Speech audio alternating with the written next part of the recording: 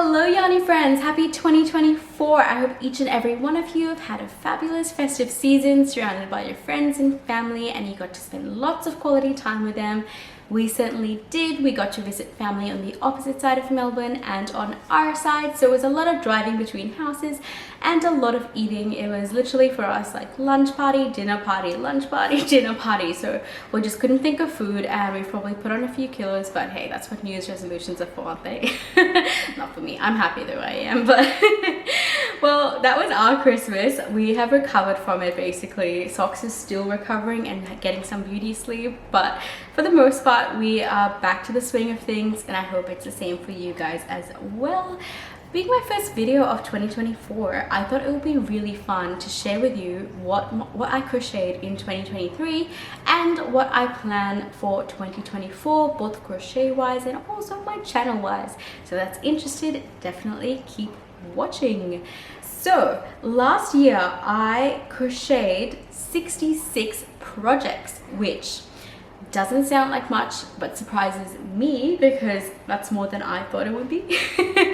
I don't think I've mentioned this on my channel before, but I work full-time and I study part-time, so generally speaking I am quite time poor for majority of the year. I average about one amigurumi a week during my semesters, and considering that, because I knew that that's what I averaged, I was expecting, you know, under 60 definitely, but I did get some crochet time done during Christmas where I was speed crocheting, which is just basically crocheting all day every day to try and get things done.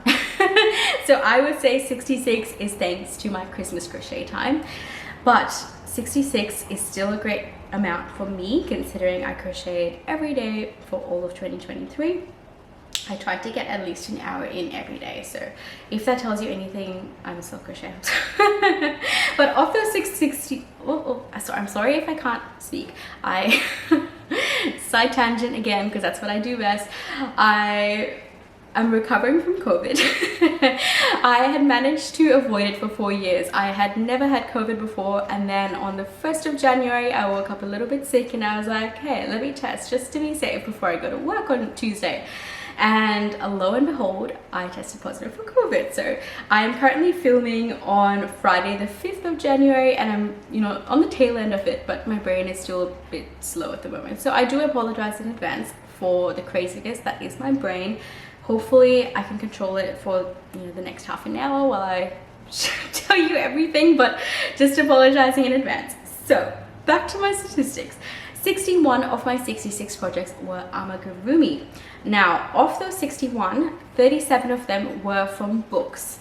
So I made this guy from the Donut Buddies book, and he's the only one that I made from that book.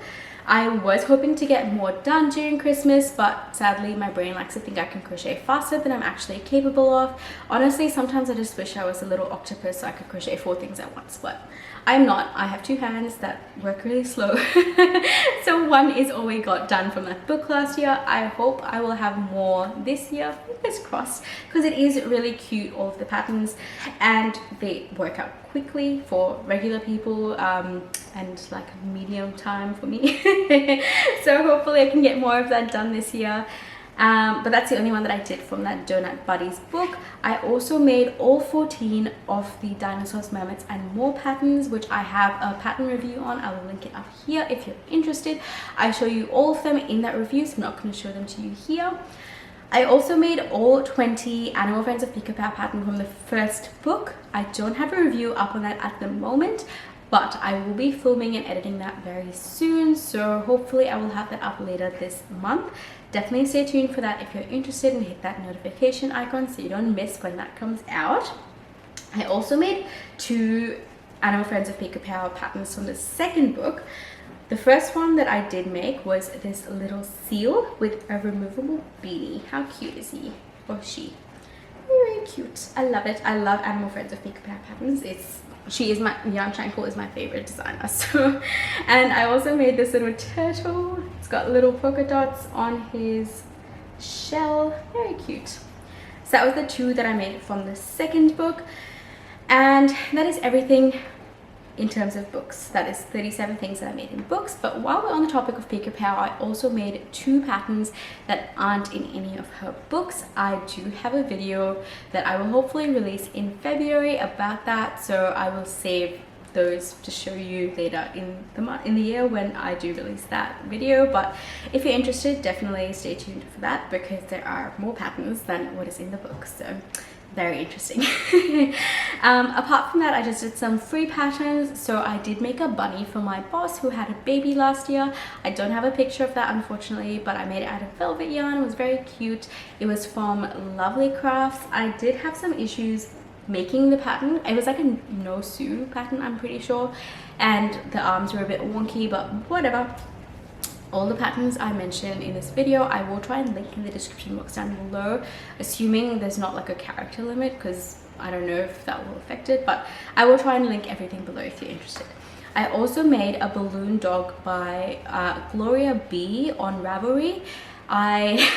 The only reason I made that one was to use up some mini skeins that I had bought from Amazon when I was literally, you know, a fresh, like, crocheted one thing kind of crochet. I was like, I need yarn. Where do I buy yarn? Amazon. And then I bought yarn not realizing that it would be tiny, and I was like, this is so much yarn for such little money. No, it was not. It was mini skeins. And it was splitty mini skeins, and being a new crocheter, that just, it was terrible. I ended up just giving up, shoving it under my bed and not looking at it. And then like when I was doing a little cleanup of my yarn stash, I was like, I need to use this. So I ended up holding it double and crocheting, like pulling it out from the middle and then using the end of it to crochet that little balloon dog, and ended up finishing 11 of those mini skeins. That was the only reason I made it, but it turned out so pretty. It's so colorful. It's lovely. And the next thing I made that was in a book or whatever was a hammerhead shark. It was a free pattern from Hobby. I also made this octopus. Very cute. It's by Alyssa's Crochet. I made it out of velvet yarn. It's so soft. Love it. I then made a cat loaf. I'm calling it a cat loaf. I can't remember what she actually calls it, but it's also from Alyssa's Crochet. I'll put a picture on the screen. I made it for... That was Socks, I do apologize. He might come over and say hi. He just got out of bed and he's got a toy stuck to his leg, so oh, he's fixed himself. That's okay. I was gonna go help. I made that for my partner's sister, who had a white cat who they sadly lost last year, but I ended up making this for them before the cat died. But it's really cute. I like it. And that's another pattern from Alyssa's Crochet. I then made a just half unicorn with some velvet yarn. So the white and the grey is velvet yarn, and it's very, very soft and huge. And the pink and the purple that I used for the mane and the tail were some of those Amazon mini skeins that I just wanted to use up. But I love this one as well. Very, very soft. And apart from that, I just made 16 Christmas themed items, which I posted videos about last month, or if you're watching this in the future, in December 2023. They were cat patterns or bauble patterns, and I'll just put the videos up here if you're interested. They will also be in the description box down below. I will link my pattern review playlist, so if you're watching in the future, I might already have like the Pico Power review and stuff out. You can just check out that playlist down below. Soxy is coming to say hi. Soxy, I don't know if my camera will be too high. Yes, it is. Hello. Hi. Can I say hi to the people on the YouTube streams? Yes, no. He just drank water and he's just like putting water all over my face, because that's how he shows his love. Yes. But yeah, that is literally all the amigurumi I crocheted last year. Apart from that, I made 2 things for socks. The first thing that I made for socks was actually the first thing I ever freehanded, and it was a little jacket for him that I made up for Bagoday's competition that she had last year. The competition was to create something that was a wearable that you freehanded, so you couldn't use a pattern, but you had to use one of the stitches that she taught on her channel. So I ended up using the puff spike stitch, and just making something for him because I never made a wearable and I was a bit scared to make something for myself. So I took the leap of faith and tried to freehand something and made it for socks, and it turned out a bit weird. I'll put a picture on the screen. But yeah, it wasn't great. But it was a learning opportunity, so that's that. The second thing I ever crocheted for socks was his little reindeer snoot, which you would have seen during my Christmas videos. I'll also put a picture up on the screen. I did freehand that one, and I did write up a pattern and post it on Ravelry for free. If you're interested, that will be in the description box. If you have a greyhound or a large dog, or it could probably work for any dog. I just made it free-handed based on Socks' head, so that's that. That's the two things that I made for socks. I then made 2 throws. Now these are learning opportunities, like every crochet project. They're not really like appropriately sized, but this is the first one that I did. It is the ripple stitch, and I used the tutorial from Tony Lipsy over at TL Yarn Crafts, just a ripple stitch pattern, and I used 2 bags of millions to make this. I used 1 entire bag of the yellow and then half a bag of the grey, and the grey that I had left over for this I used it as an envelope border for my second throw, which is behind me. So this is a mosaic crochet. I like to call it my oversized mosaic crochet blanket swatch because inexperience is showing in this one. This is the Montana throw by Premier Yarns, and it was the first ever mosaic crochet project I had done, and I used 2 bags of millions, 1 bag of the colored, 1 bag of the white, and then I ended up using the leftovers of the gray just to do an envelope border.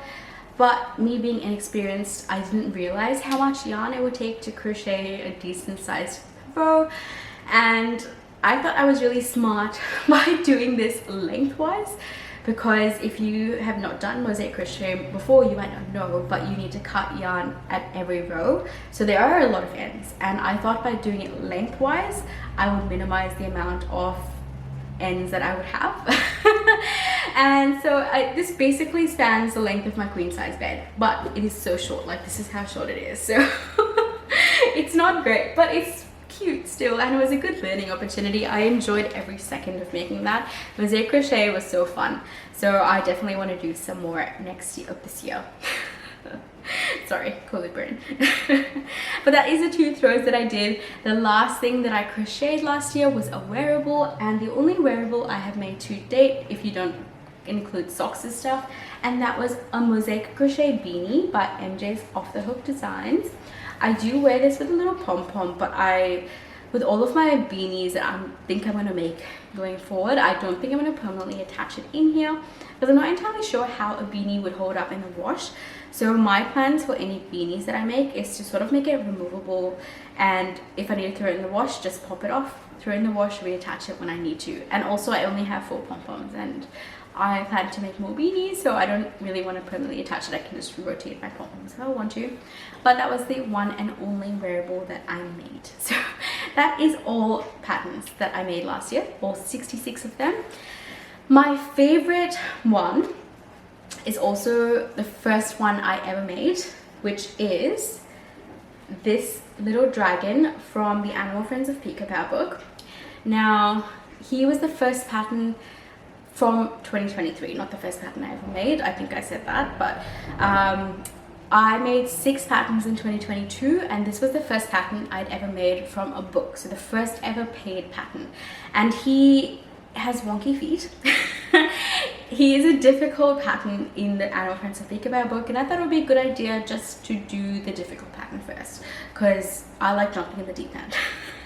So this is what I made, and look at his feet. So this is the front of him, and he's got bobble stitches on his feet, and they're a bit sideways, and then on the back of him they're on backwards. So he's got very wonky feet, but that's also the reason I love him. He has so much character because of that. He just, yeah, has deformed feet. And I also really like the color that I chose for him. I think the yellow and the blue work so well together, and yeah, definitely my favorite project. And a little bit of like he's not perfect by any means, but I just love him so much. I will treasure him forever because I messed up so badly on this guy. But yes, that's my favorite one. And the project that I enjoyed making the most was this mosaic crochet faux swatch, whatever you want to call it, behind me. I really love the process of mosaic crochet, and I love how you can create such beautiful patterns from it. I definitely want to do more mosaic crochet in 2024 and the future years to come, because it was just so fun. I love it.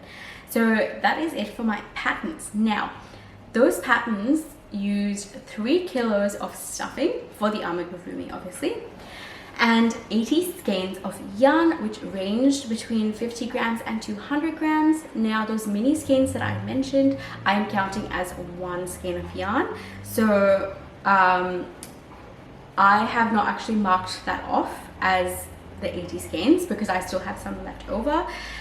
The 80 skeins that I'm referring to are complete skeins that I used last year. So if I've used part of a skein and it's still in my inventory, I have not counted that. So there's actually a bit more yarn used than this 80 skeins, but 80 complete skeins were used last year. I have also, so I calculated how much yarn each project took, and that was 5,866 grams of yarn. So basically 5.9 kilos of yarn I used to make those 66 projects, which is a lot. And I ended up destashing 71 skeins of yarn last year. During my Christmas break, I was sort of coming up with a plan of what I want to do in 2024, and looked at my yarn stash and said, which ones do I think I won't get around to using this year, and that's what I destashed. So a lot of the 71 skeins were what I class as my amigurumi yarn, which is basically acrylic yarn in multiple colors. I do have colors of them that I destashed, but the things that I destashed, I had multiple skeins of the color, and I didn't think I would use that many, so I destashed them. I also destashed some of the cotton yarn that I got from Hobby last year, which I know, but I bought the Hobby yarn to make wearables, and I never ended up making it last year because I was a little chicken and got too scared, and I had fallen out of love with those colors. So I didn't think I would make wearables out of those yarns, and I ended up just, you know, destashing them. So that basically encompasses the 71. It was mainly amigurumi yarn and then some of the Hobby cotton. I still do have some of that cotton left, which I will use this year, but it was just the colors I was uninspired by. But that is it. That is my 2023 year in review. I used nearly 5.9 kilos of yarn, 3 kilos of stuffing, completed 80 skeins, destashed 71, and crocheted 66 projects, and completed 2 out of my now 9 amigurumi books, which is pretty good. If you guys don't know, I kind of want to make every single pattern from my amigurumi books. The reason I bought them was because I liked the patterns, and I just want to make every single one of them. So in my mind, I have so many patterns to make, but not enough time. Octopus hands, please magically appear so I can crochet super quickly. But now that's enough of blabbering about 2023. On to 2024.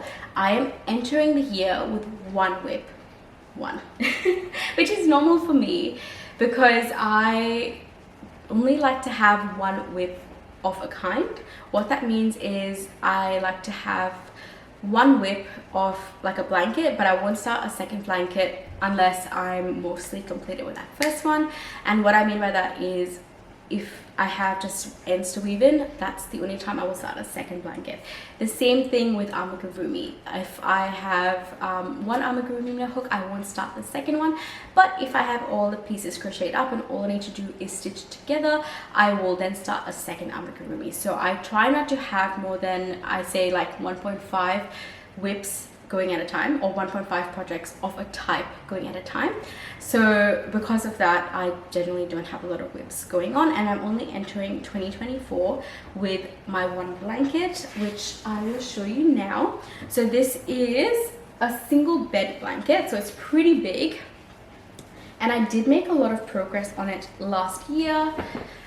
It is a corner to corner herringbone, and I'm doing the connect as you go method because it is my first corner to corner. And basically what that means is you just crochet one panel at a time, and you sort of just connect the little pieces onto this end basically as you work it up. So I have done 8 rows, or 8 panels as I'm calling it, and I think I can get 11 done because each panel essentially uses 1 skein of each color, and I'm using the Motivera Kosh cotton, which is a cotton nylon blend, and it's very pretty. So I have 3 full skeins left plus a partial skein which I'm still working through, so I think I can get 11 panels done. So it'll be a little bit bigger than this, but I am mostly done. And I did make a lot of progress on it last year, but then once the semester ended, I put it down and didn't pick it back up. And that's because this is my mindless crochet project, which I do while I'm studying. So like when I'm listening to a lecture or, you know, reading an audiobook, I just put it out loud when I study so I can crochet, because I can't physically read and crochet at the same time.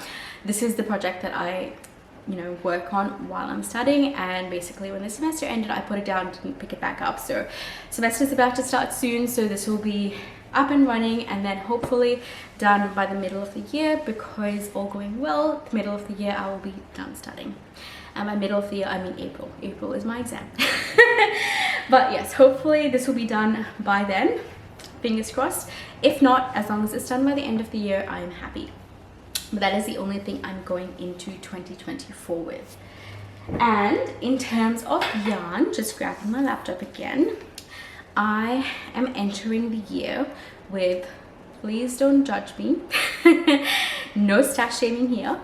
I am going into the year with 225 skeins of yarn, which again range from like 50 to 200 grams. Now that might sound like a lot, but some of them are partial skeins, because remember, I don't mark off my skeins on my inventory until the entire thing is used. And also I don't have plans for only 8 of them. I have plans for pretty much everything else, but 8 of them are basically partially used skeins that I bought and I made another project with, and then I have maybe like half the skein left, and I don't have a plan currently in mind that will use that amount of yarn. So I haven't made things with it yet, but hopefully I will soon. So 8 unplanned skeins, which also include the mini skeins that I'm counting as 1 skein. 72 of the skeins are millens, which I got for Christmas. Now, I didn't buy 72 bags of millens, but if one 400 gram bag had 4 skeins in it, I'm counting that as 4 skeins in my inventory. So of the millens I bought from Christmas, 72 of them, like there's 72 skeins of millens essentially, and I do have plans with them, but I'm planning to share that with you this year and hoping to keep it a little bit of a surprise. I will get into that a bit later, so I'm just going to leave them in the millens category for now. The 72 skeins of millens. 54 skeins are for Wearables, which is my hobby cotton that I hauled last year. They are 4 different colors, so those 54 skeins are 50 gram balls, and like it's cotton, so it's heavy. There's not actually that much yarn in them. It sounds like a lot, but I got 4 colors, and that will essentially be 4 projects or 4 clothing items for me. 23 of the skeins are for throws or blankets. So some of them, I think I said I had 3 unused skeins plus 1 partially 3 balls of each color of this, so 3 white, 3 blue, plus 1 unused, 1 partially, I can't speak, I'm so sorry guys, it's my COVID brain. 1 partially used skein of each color, so I'm going to just say 4 skeins of blue, 4 skeins of white are for this one, so that's 8 skeins total. And then I have, I think maybe 15 skeins, if I did the math correctly, of the other Motivera yarn that I bought from Spotlight that is going to become another throw. So once I finish that one, I can just get onto that one if I'm feeling like doing a throw. So yeah, and 68 of my yarns are for Amigurumi. Now I generally have like 2 to 3 balls of a particular color just sitting in my stash for when a project or Amigurumi project arises, which I pretty much always have going throughout the year. So I don't have exact plans for that 68, but it's just like when I need to make something, if it calls for specific colors, or if there's colors that I want to use for that, I will just go to my yarn stash and pick it. So I like to have a variety of colors. Of of my amigurumi yarn. So that is basically it. That encompasses my 225 skeins of yarn.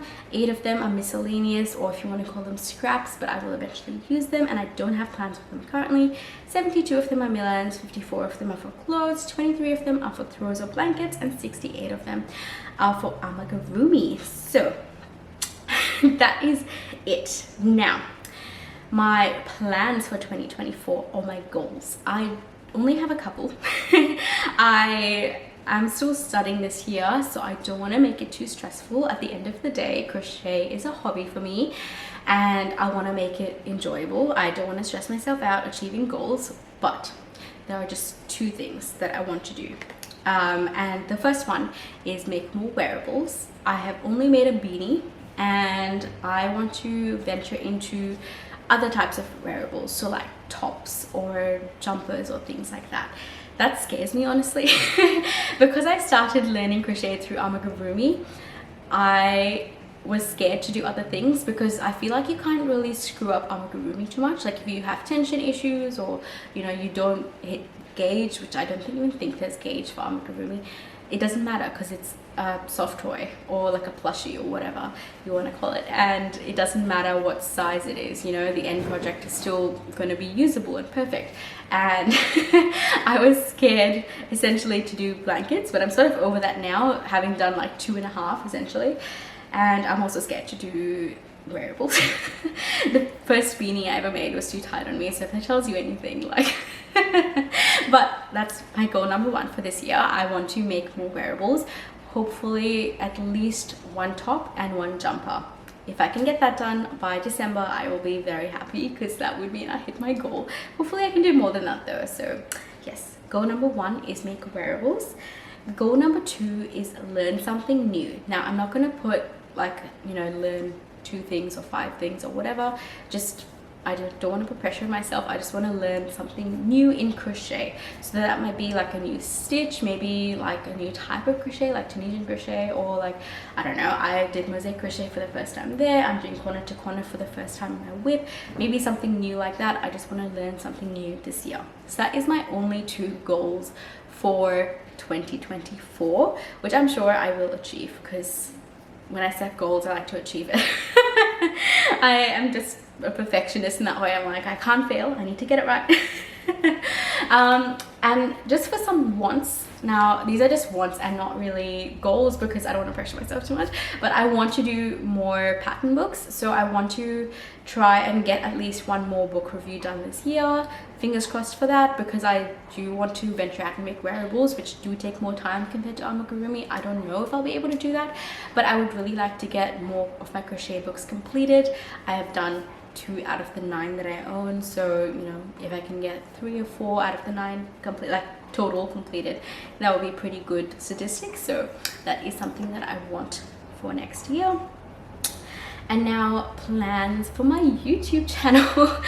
I'm still sort of figuring it out. I've loved sharing all my crochet adventures with you guys so far, but one of the new things that I will be bringing into this new year is a segment I'm going to be calling Mill and Makes. I essentially want to create like a vlog style video for when I do my mill end projects. Now the reason I'm choosing vlog style instead of podcast style is because I know how, I guess, mill ends aren't a sure thing, which basically means, if you guys don't know what I'm talking about, we get 400 grams of yarn in a little plastic bag here, and that is our mill ends at Spotlight. I had a massive haul of that for Christmas. You can check it out up here somewhere. And essentially you don't know what the yarn is. There's no labels on them. It doesn't tell you what weight of yarn it is, what fiber it is, like what the washing or care instructions are. You can't even really feel the yarn really well because it's in a plastic bag. There are like tiny little holes, so sometimes depending on, you know, how thin the yarn is, I can sort of like fish out the end of one of the yarns and try and feel it that way, but you don't really get a feel of it or anything like that before you buy it. You can just sort of see it through the plastic, and then if you decide you like it, you buy it. So it's sort of like a mystery, and I feel like that could open up a can of worms, and so it might be fun to kind of see that real time. it might not be a can of worms, it might be like a perfectly normal skein of yarn. That when I crochet the project, it just is a very like straightforward episode, like here you go, end project.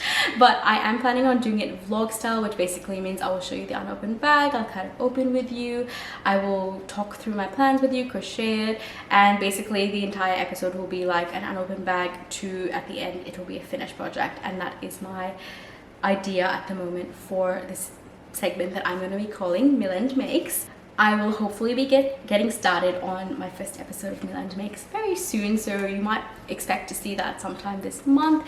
Stay tuned for that if you're interested, but that is a new segment I'm bringing into my YouTube channel. Let me know your thoughts on that. I might not stick to doing a vlog style for the entire episode. I'm definitely just going to be playing around with it, but I think that is an interesting concept, because I personally, and I don't have a lot of time to, you know, watch YouTube videos, so I could totally be wrong here, but I don't see a lot of content creators doing like a vlog style or make a long style video. And I personally like watching that because I watch YouTube when I crochet, and I love the longer videos and, you know, hearing through people's processes and things like that, because projects never really are, you know, perfect. Like the process of crocheting has hiccups and I kind of like watching when that happens because it's sort of relatable, and that's sort of what I wanted to share with you guys.